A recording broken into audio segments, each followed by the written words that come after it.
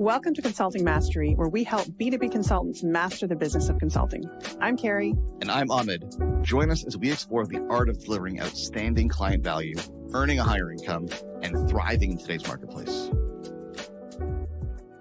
Hey folks, welcome back to Consulting Mastery. Before we get you to this week's episode, I wanted to let you know that we have a live workshop coming up on power positioning for consultants. If you want to learn the exact same framework that we teach our clients inside 90-Day Pipeline of how to position themselves as the one and only indisputable choice in their markets, attract perfect clients, and command premium fees, you can do so on our live workshop at powerpositioningworkshop.com. It's just $49 to join us, and you can grab your seat at powerpositioningworkshop.com.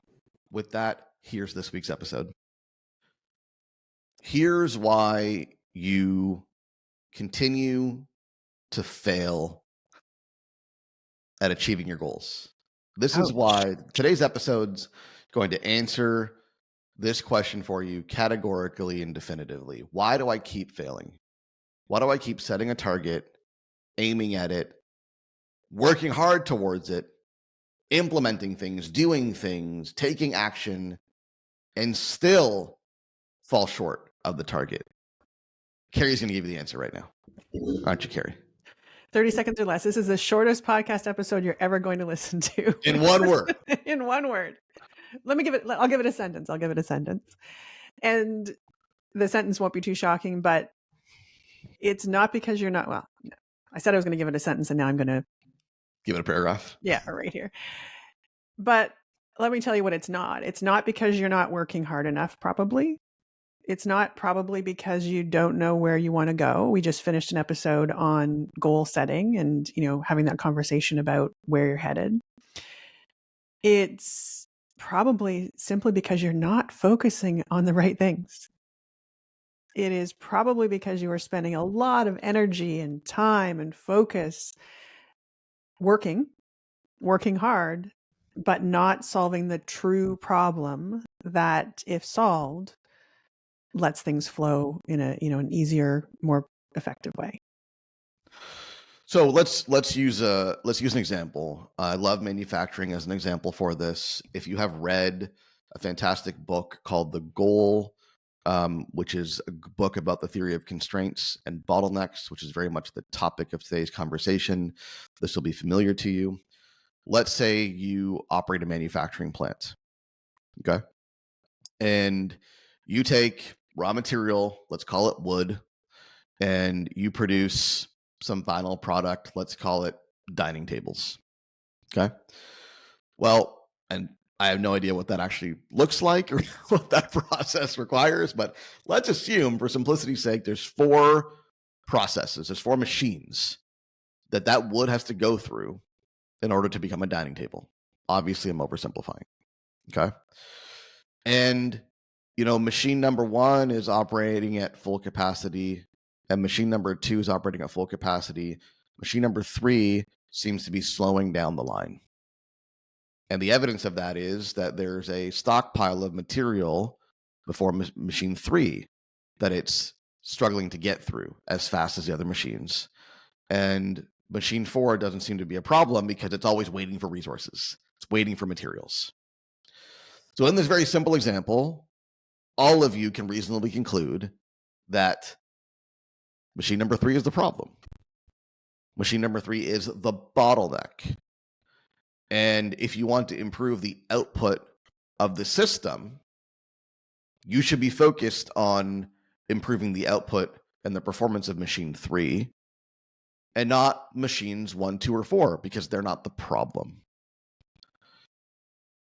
Very simple example, but transformative to your business if you apply this thinking to your business.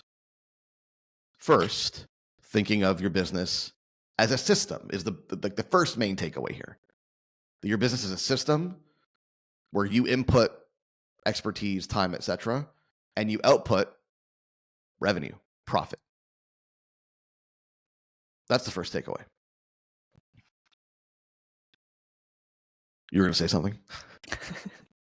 I wanted to make sure I didn't interrupt the flow, but just to bring that down to what it looks like practically. What I often see people do is sit down to build their plan, right? Whether that's a plan for the coming year or the plan for the next month or the plan for what they're going to do this week. And instead of thinking about their business as a system, what they do is they look at all the components and they say, okay, what do I need to improve when it comes to marketing? What do I need to improve when it comes to sales?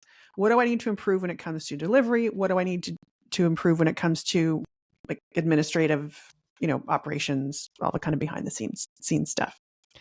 And they will make those 4 lists or however many lists they have in their organization, in their business, right? They will make a list of all of those things. And then they will go through some kind of exercise to figure out which one gets the most attention. Often it's the thing that can be solved the fastest, right? The place where I feel the most confident and comfortable. And we'll definitely circle back to that when it comes to our folks, right? The consultants. But what happens far more rarely, but what you're speaking to is the notion of, okay, understanding that all of those things exist, but asking the question, what is the one thing, right? What is the one problem that if solved will drive my business forward? Not what are the 6 problems, not what are the ones that I'm most excited about, not any of those other things, right? But what is the one bottleneck that if removed, if opened up, changes everything? And sometimes it's easy, but often it's hard to figure out, or more challenging to figure out what that actually is. But that is the valuable thinking to go through, not looking at every component of your business. And yes, you may want to kind of understand all of that and have a handle on what's going on so you don't get yourself in trouble with, regulatory or the government or something. There are things that of course, you need to keep rolling. But the true question, the one question that's going to serve you the best, regardless of the timeline you're looking at, is exactly that, right? What is the bottleneck that needs to be removed? Yeah. And common mistakes in this regard. I think you rattled off a few that we just dig into those because it's really where most people are. Number one, just having a laundry list of things that you're going to do that try to address all the problems as if all the problems are equal, as if they're all the same, as if they're all going to have the same impact on the business. And I think, most reasonable consultants who are, educated, smart folks who are listening to this, you can hopefully agree that if you knew that one problem, you get 2 problems to solve. If one of them solved has greater bottom line impact on the business, you would focus on that, right? Hopefully you would prioritize that problem. And so the challenge is you probably haven't, because you're likely not thinking about your business as a system,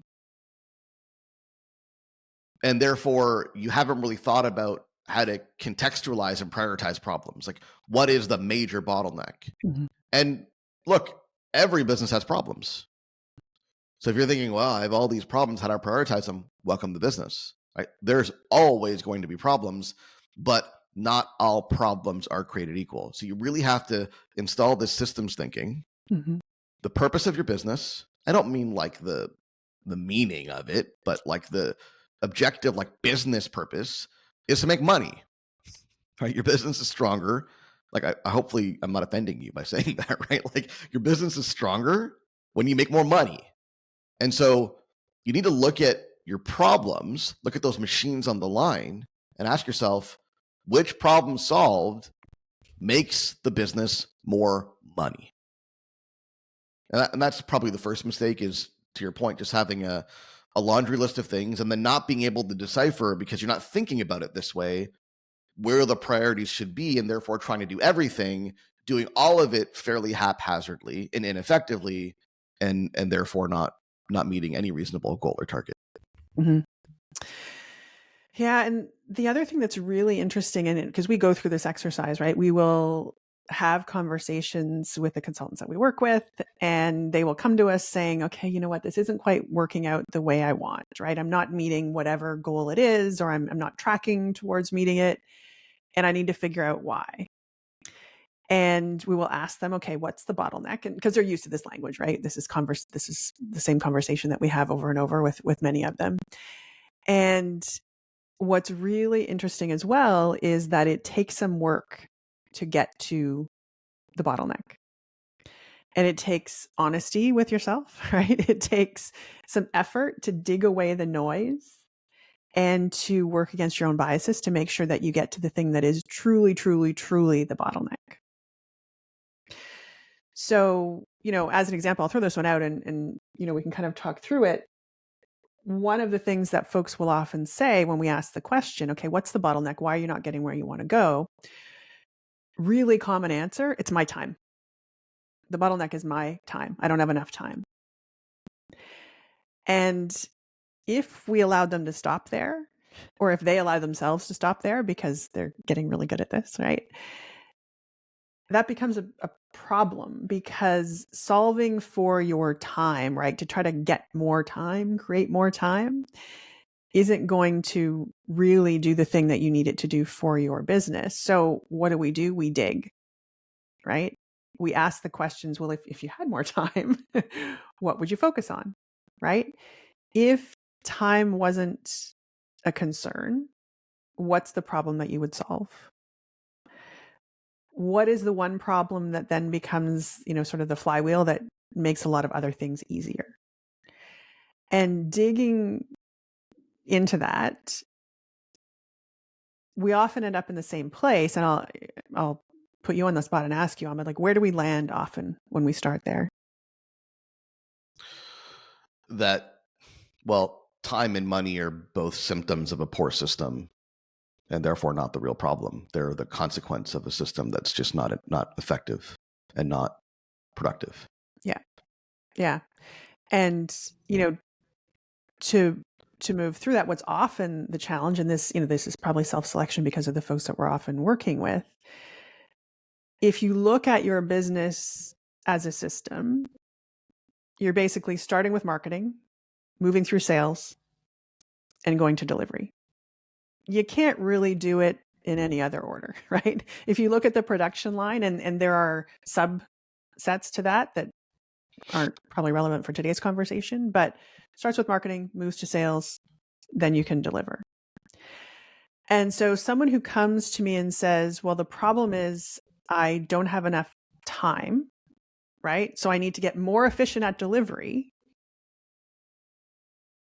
deserves a conversation. Because if the problem you're trying to solve is my revenue is not high enough, which is often the problem everyone's trying to solve, right? What you need to do is, again, look at that system and really question, am I trying to solve a delivery problem because that's truly what needs to be solved, or because that's where I'm comfortable, that's where I'm confident? The reality is your problem, if revenue is your concern, is much earlier in that production line, right? Are you doing all the things right from square one, getting people's attention, talking to the right people, putting yourself in front of the right folks, having the right conversations? Are those things being solved in a way that is using your time as effectively as it possibly can be used, so that then you can hopefully one day when you have more clients than you could, possibly imagine, turn your attention to being more effective at delivering solutions to them? The reality is that between those three machines, marketing, sales, and fulfillment, the average consultant, their fulfillment model is this very robust, Yes. sophisticated, bleeding edge, top of the line machine Yes. that everybody wants in their facility, right? And they've got manuals and protocols, and people are trained on it, right? And all the energy goes towards this new fancy machine. And the two processes before that, the marketing and the sales, is like a guy getting paid minimum wage, doing something very manual and ineffective that's just not able to feed, or it's like a gear, like a simple, Yeah. like some very like basic process, Yeah. if at all, that's trying to feed this very sophisticated fulfillment machine.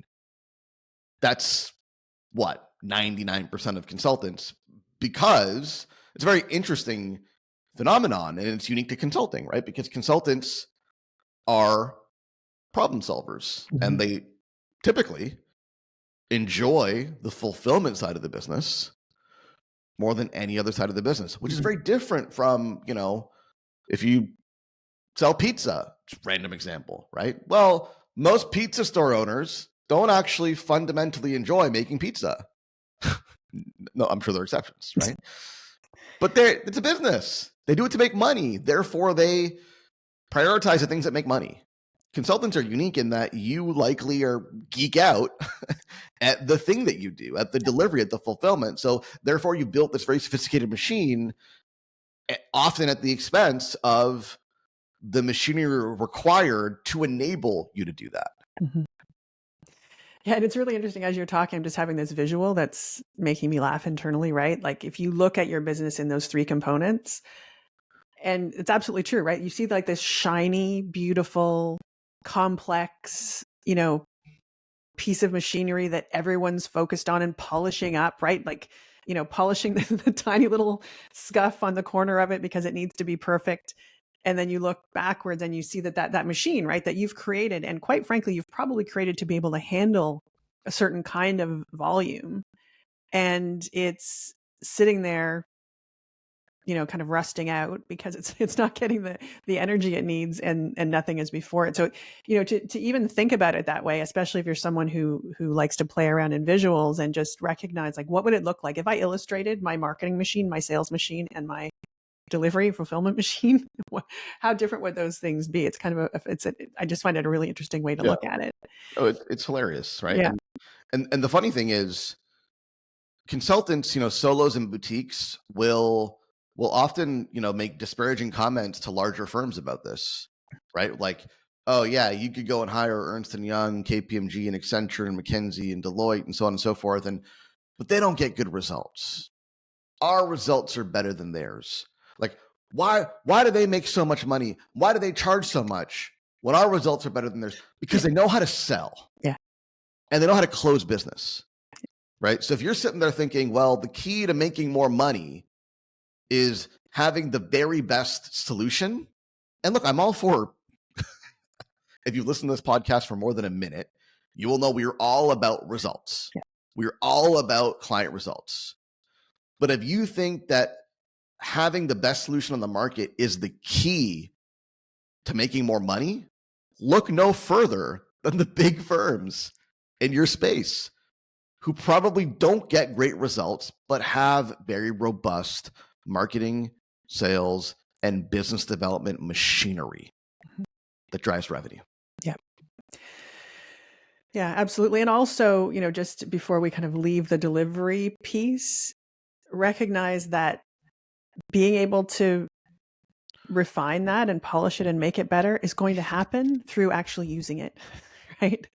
Sitting back and designing something as you wait for the clients to appear is not the most effective way to ensure that you are continually improving the way that you're providing results. Well, and here's, to use another example, there's a reason why so many startups, like tech startups, end up replacing their technical founder CEO once they've raised a significant amount of money, right? Because there's a point at which that technical founder who built the product and is likely an engineer, there's a point at which they're going to optimize things that don't drive results for the business because they're product people. Yeah. And what happens is you're bringing the CEO who's an expert at fundraising, who's an expert at marketing, who's an expert at sales, because there's a point at which, once you have product market fit, that marketing, sales, and fundraising are what really moves the needle and not tinkering with the product. And the challenge with consultants is you are a product person. By definition, a product person. Now, you likely can't, and frankly shouldn't, go out and hire a CEO to run your business. But what you do need to do is acquire the skills and the capabilities of that CEO who would drive marketing and would drive sales. Yeah, and it's skills and capabilities, and it's also building the system, right? You have built a system for delivery. You have built a process that gets people the results. What you need to do is have a similar kind of process in your own business for marketing and for sales. so that you can be as effective at it as possible, so that you can, turn your attention to the thing that you love to do. And so you need to learn enough about how that works to be able to put a system in place to know what your, monthly, weekly, daily tasks are going to be able to, understand when things are working well, when things need to be adjusted, when you need to, like, pull this lever or turn this dial to make things different. But building that system into your business, that's the thing that's going to give you the freedom that you want, right? The freedom that you want to say, okay, that's under control. That bottleneck has been either removed or identified to the point where I immediately know where things are failing, right? If I'm not having enough sales calls, conversations with, good prospective clients who are a great fit and who need what I want to provide them and who have the ability to pay, I have a system in place where I can look back and see very clearly and very quickly where the bottleneck is, what's slowing me down, what's getting in the way. And now I can go in a very precise manner and remove that bottleneck. And so, skill, capability, and I would argue system. There's a couple of pieces of this metaphor I want to really dial in a little bit more specifically. Okay, so there's a couple of more mistakes here that people often make, and let's work with this marketing, sales, fulfillment metaphor. It's a production line. There's a marketing machine, there's a sales or business development machine, and there's a fulfillment delivery machine. Okay. Another mistake is people thinking that the marketing and the sales machine are the same machine. Mm-hmm. In other words, it's the get me in front of people machine. It's the I need more appointments machine. Mm-hmm. It's the I need more sales calls machine. And there's another episode on what is marketing, which I encourage you to look up if you're guilty of that kind of thinking. For the purposes of this episode, like, suffice to say that marketing and sales are two fundamentally different processes. And I'll define it fairly simply here. And again, what is marketing? Title of the episode goes into it in more depth. Marketing creates opportunity. Sales closes the opportunity. Right? So marketing essentially generates the inquiry or the hand raiser or potentially the call. And sales takes that opportunity, that call, that relationship, and nurtures it to a point of a transaction. Two distinct processes. And you have to understand how each of them works. So that's one mistake, is just assuming that that's one process, and I can just, the kind of behavior that encourages is, well, I'm just going to go do some outreach, send some cold emails, send some LinkedIn spam to book some meetings. And sometimes, rarely, but sometimes that works, and it books meetings with the most unqualified people who have no idea who you are, who are not interested in buying anything, and see you as a spammer and a commodity, and rarely produces revenue. I talked to somebody who, no word of a lie, spent $80,000 in a year on a LinkedIn marketing agency. Yeah, no joke. LinkedIn marketing agency that promised to book meetings. Okay. And book 60 meetings. Okay, all right, 80,000. I mean, that's a lot of money, but 60 meetings. That sounds like a productive exercise, right? How many closed? Any guesses, Carrie? Are you going to tell me 1, 2, 0? Zero. Yeah. 0. And the vast majority of them were kind of annoyed to even be on the call because they were appointment generated, right? Mm-hmm. Like, they were just encouraged or motivated or incentivized somehow, some way to book a call. Didn't really know why they were there. In other words, there was no marketing. There was no persuasion. There was no opportunity created. Just a call was booked. So the first mistake is assuming that's one machine. That leads to all kinds of poor behavior. Okay. The second mistake is outsourcing those machines. Mm. So bringing in a guy to run marketing, bringing in a guy to run sales, without having any real working knowledge of how those systems actually work. And a lot of you are nodding your heads, right? Like what happens is you bring in a guy, an agency to run marketing, and then they promise you certain results and they don't get them. And then you try another one and another one. And you just go like it's a revolving door of like trying different agencies, different freelancers, different this, different that. And you get to a point where your only real option, and this is where we come in for folks. This is kind of our sweet spot. You get to the point where your only real option is I need to figure this thing out myself because no one's apparently going to be able to solve it for me. The sooner you get to that conclusion, the better off you're going to be. Agreed. So I think we've been rambling on a bit here, and I think we're starting down another path, which probably could be our next episode. But the critical thing to walk away with is that in order to solve the right problem, you need to know what it is, right?